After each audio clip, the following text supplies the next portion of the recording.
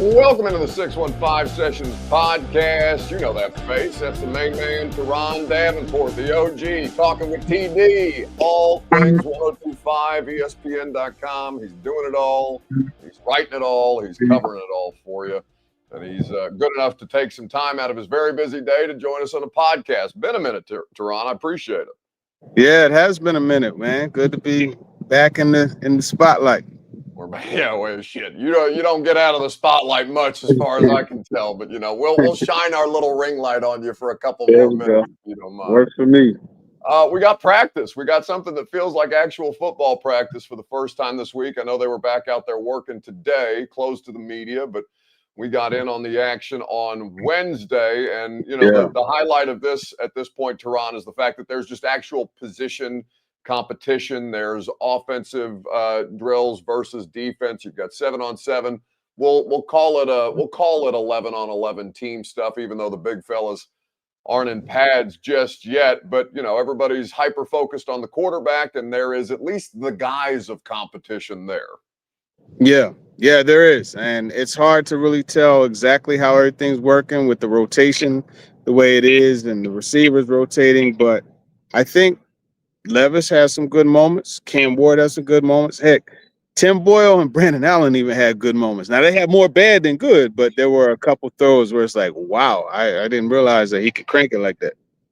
Yeah, and they're looking for options at the position. Obviously, nothing set in stone, or at least they're not saying anything publicly yet, and can't speak for Teron's private conversations. But I haven't been able to glean anything about whether Levis, for example, is a realistic option as a backup quarterback. They're just going through the motions, going through the process, just like the draft, even though we all know they're drafting Cam Ward, right? They're going to go through all of it, make sure they got their T's crossed and their I's dotted. But to your point, I know that people very quickly jumped on Levis throwing a pick at the end of practice, but I mean, he could have had a clean day today, and he could have had a clean day on Tuesday. But when we were out there, damn it, he threw the pick. I tell you though, if you want to point out something good that he did, and it was kind of helped on one of the plays, Gabe Jeudy-Lally, he came up and he got a good jam on the receiver, the number one on the outside, right? And so Levis came right off of that, worked right past the number two, and then went backside, reset his feet, and hit James Crochet on a dig on the backside. And it was a really good throw. And those are the type of things you want to see him progress through. Now, of course, like I said, it was helped because you knew right away there's a little chatter over there. I'm off that, so that was a good one. And then he had another good one. I think it was Jaquan Jackson. Jaquan Jackson, of all people. He caught that quick slant, and it was like, catch, two-step, if that, and throw, and it was on the money. It hit him in stride. It actually led him a little bit, so he was able to accelerate to and then threw the football, and he pulled away from everybody. So those are a couple good things. For sure, and those are absolutely worth noting at this point in time, because even if they don't choose to keep him, right, it's about how much more value can you get out of him once we work our way through training camp and preseason. But we'll keep it on OTAs for now, because we crammed a ton of stuff between the coordinators, the head coach, the players into one day. It was, I know the cliche that Levis used was drinking out of a fire hose felt like the same for us, even though we're old hat at it at this point in time. As far as Cam goes, what are you looking for from him at practice versus what we were able to see from him in his first time out at rookie minicamp? Yeah, I think the main thing was actually this time they're actually going against the defense. So that helps a lot as far as your evaluation, so to speak.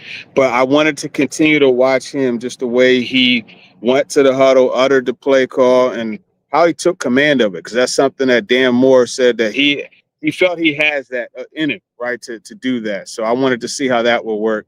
I really like the way he's doing basically what he did at Miami and previously, in Washington. Incarnate Word. That guy, he loves to attack the middle of the field, right? And you look at this NFL field, the hashes are closer. Guys obviously are faster. The holes are different, but he still was attacking, and he did a good job there. He likes to throw the seam route, the deep over. It was good to see him connect with Chimere DK on that, because that's something I think could be a nice opportunity to get chunk plays.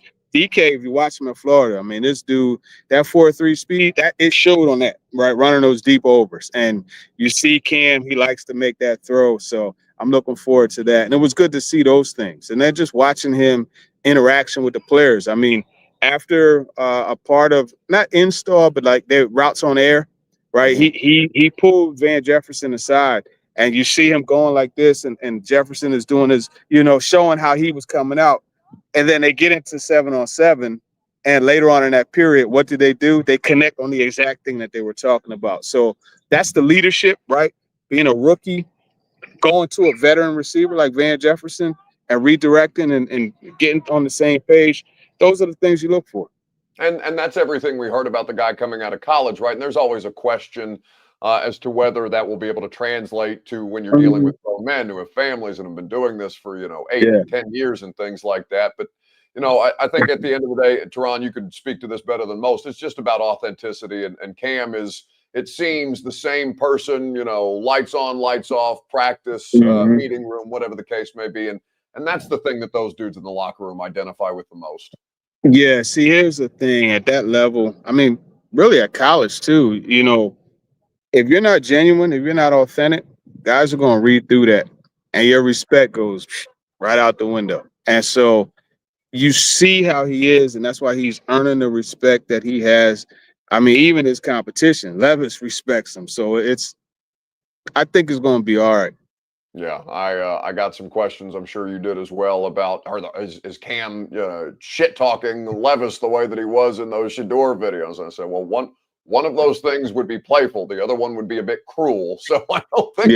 Yeah, and it's a different situation. Like it's totally different. Very, very much so. And obviously, he's just trying to make sure that he gets his stuff right.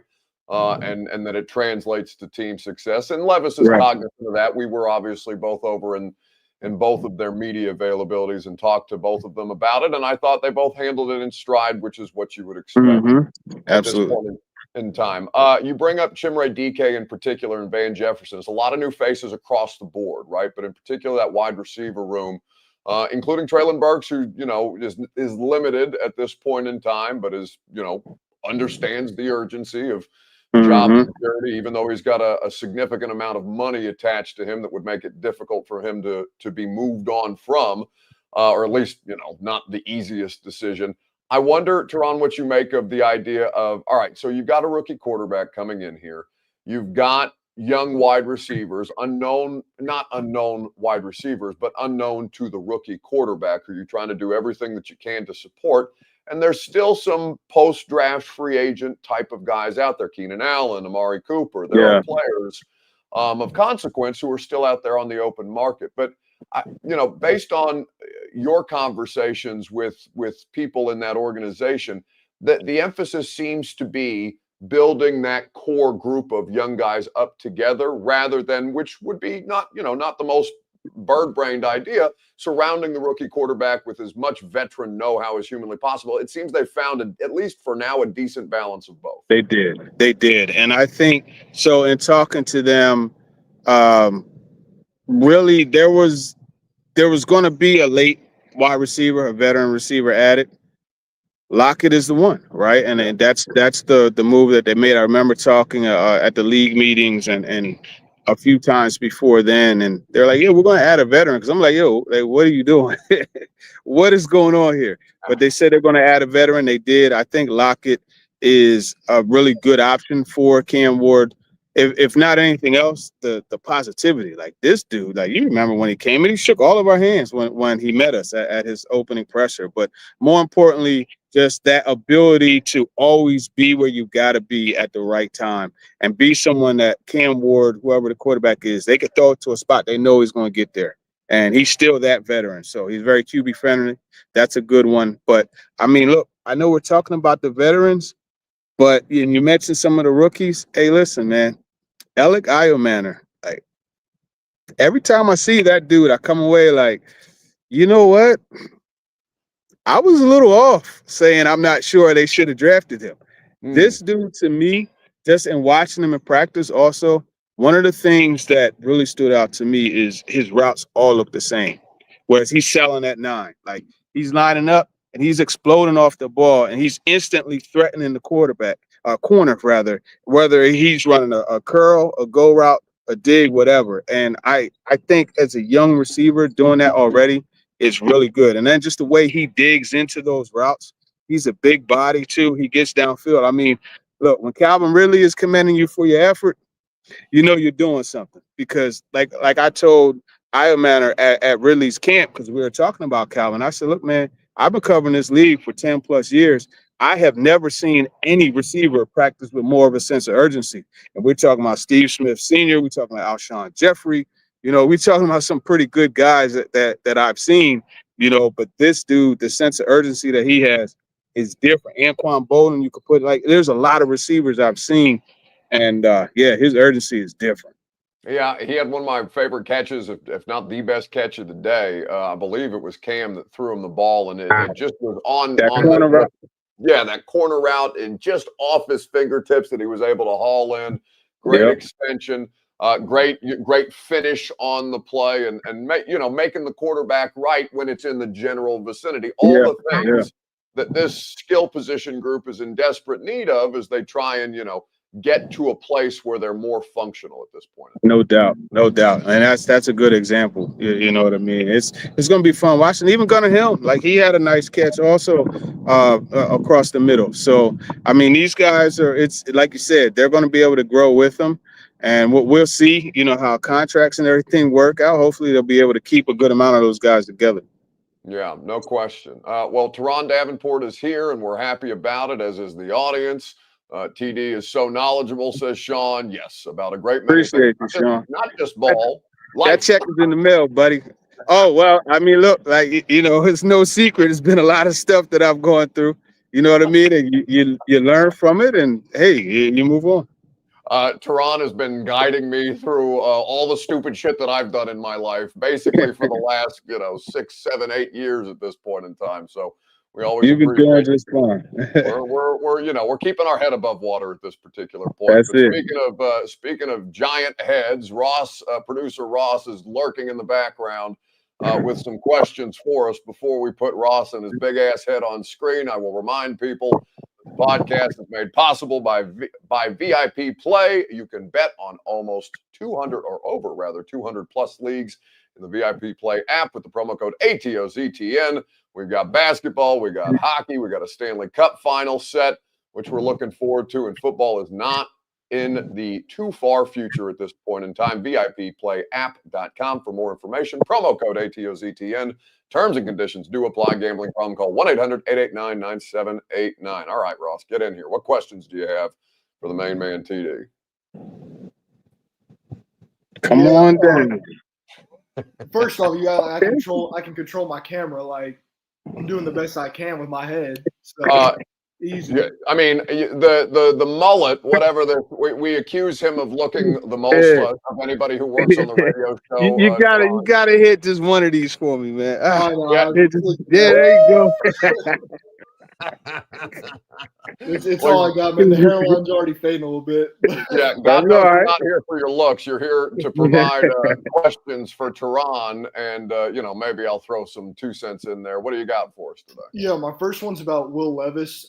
Obviously, we all know the writing is sort of on the wall for him with Cam coming in to be the starter, and we all figure that he will likely be traded if they're able to find a suitor for him.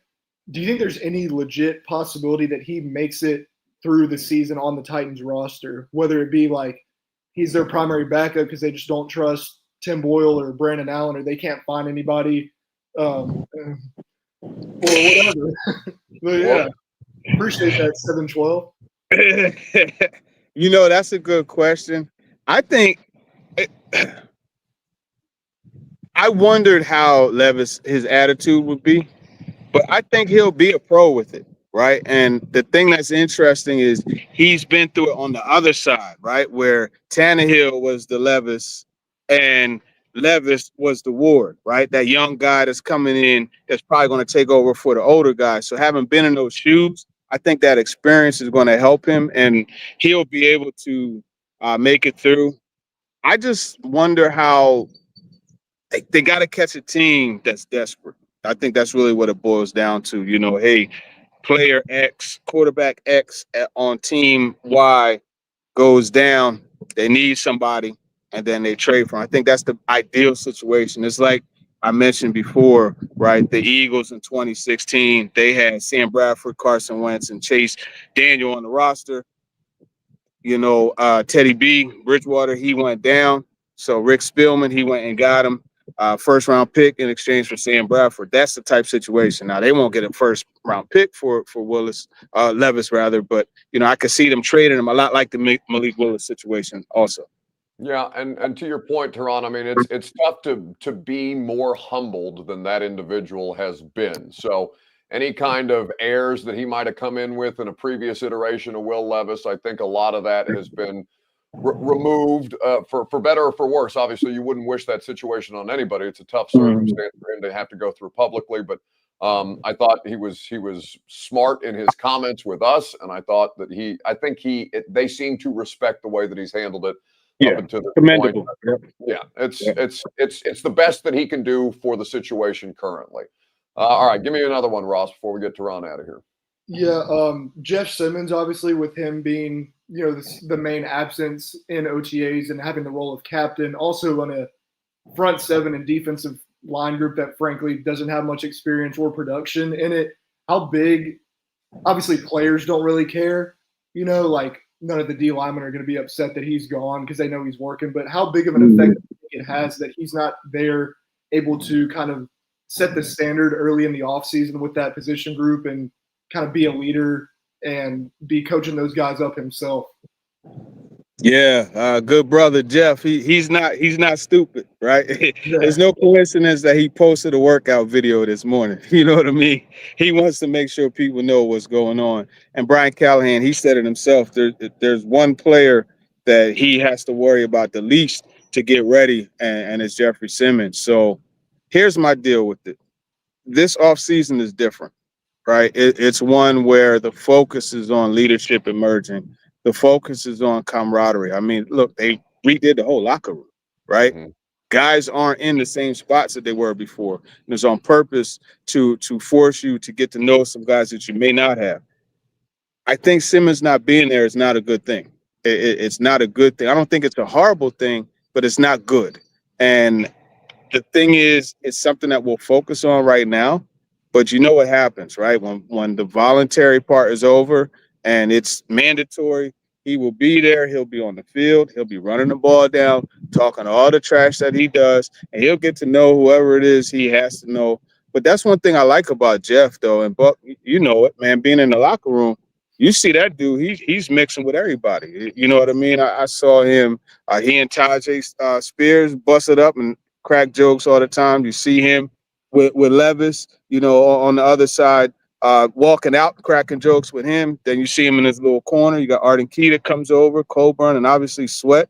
He and Latham are cool. So he's already got a pretty good base of friends, so to speak, on the team, but it could always get better. So not being here is not a good thing from that perspective. Yeah, he's not a wallflower, right? Like nobody's worried about not getting to know Jeff. So like I'm with you, Tehran, on is it fair that he's not here? Of course it's fair. It's voluntary. They are under no obligation whatsoever. It's contractually negotiated. This is why the CBA exists. But this is a different kind of offseason, and he will eventually get involved in the division of 8 teams and the competition that's going on because mandatory minicamp is what, 2 weeks away, less than 2 weeks away at this point in time, and then we'll all break and we'll come back for training camp, and that competition will continue, right? We've talked to several people about the idea of they don't just end it once the offseason program ends, so the guys can't slack off. These are rolling totals in terms of the way that things are scored and the sins, the self-inflicted negatives that the Titans are incorporating. More meaning than one, certainly, in that, but that's the acronym that they're rolling with at this point. I'll go ahead and throw this comment up just because I've been throwing comments up about Ross all day. Give it to yourself. Wow.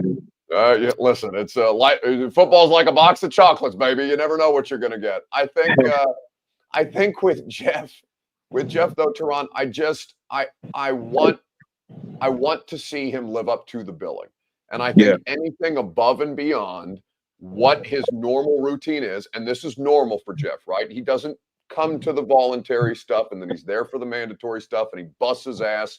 And no, none of us have ever worried about Jeff Simmons being ready to play in a game other than the availability stuff in the last couple of years, which to his credit, he fought through.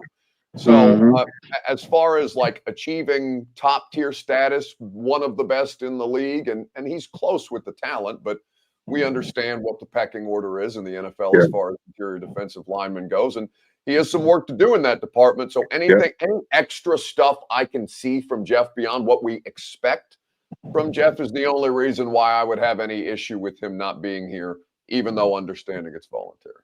Absolutely. I agree 100%. That's what we got, Ross? That's all I got. All right, very good. Get your big ass head off my screen. I appreciate you as always. Peace, bro. Teron, I do appreciate you sharing your insights and analysis with the audience.